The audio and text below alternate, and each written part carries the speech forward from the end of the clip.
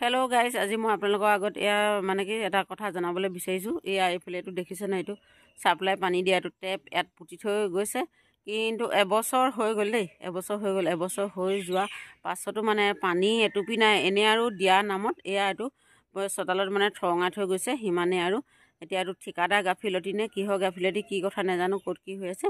মানুহে ফোন কৰিলেও কয় দিম দিম দিম দিম কয়, মানুহে ফোন কৰি থাকে ঠিকাদাৰলৈ, কিন্তু পানী নিদিয়ে হা। এয়া এইটো কি কথা কি বতৰা নাজানো। এয়া হৈছে নিতাইপুখুৰী বকোৱা গাঁও হয়। এয়া বকোৱা আমি পানী এতিয়া মানে কি জেজেমৰ পানী পোৱাই নাই আৰু। পানী আমি কি সেই আঁতৰৰ পৰা আনিবগৈ লাগে, বেলেগৰ হয় মানে সিটো পাৰৰ পানীখিনি পাওঁ, এই পাৰৰ মানুহৰ মানে পানীখিনি নাই, বন্ধ। আগতে যিটো আমাৰ কানেকশ্যন দিছিলে ওচৰ, সেইটো পাইছিলোঁ, কিন্তু কানেকশ্যন সেইটো কাটি দিলে, নতুন কানেকশ্যন দিলে। এতিয়া ইয়াত নতুন কানেকশ্যনৰ নামত আৰু এইটো এনেকৈ থৰঙাই থৈ গৈছে। এইটো চাওক এনেকৈ আৰু এইটো পোতা ভাগি আছে, না পানী না কিবা, একোৱেই নাই পাবলৈ। এইটো এতিয়া কাক কি মানে নাজানো, গাফিলতি কাক কি ক'ব লাগে আমি এতিয়া একো গম নাপাইছোঁ। সেই গতিকে আৰু ইয়াত ঠিকাদাৰকে কৈছোঁ আৰু মানে ঠিকাদাৰে ক'ত কি কৰি থৈ গ'ল আৰু আমাৰ এইফালে পানী নোলায়।